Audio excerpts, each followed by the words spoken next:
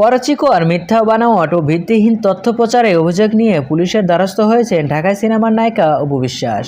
বৃহস্পতিবার রাজধানীর বাড্ডা থানায় একটি সাধারণ ডায়েরি করেন তিনি।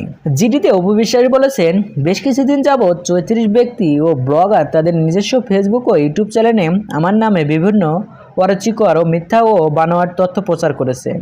এমন অবস্থায় বিষয়টি সাধারণ ডায়েরিভুক্ত করে রাখার প্রয়োজন বলে মনে করেছি, তাই করেছি। ডিএমপির গুলশান ডাড্ডা শোনের সহকারী কমিশনার এসি রাজন কুমার সাহা অপুর জিডির বিষয়ে নিশ্চিত করে গণমাধ্যমকে বলেন, এ বিষয়টি তদন্ত করে অভিযুক্তদের বিরুদ্ধে ব্যবস্থা নেওয়া হবে।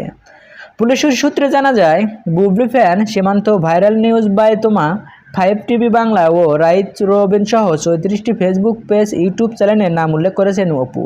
এ বিষয়ে মোবাইল অপুর সঙ্গে যোগাযোগ করার চেষ্টা হলে তাকে ফোনে পাওয়া যায়নি।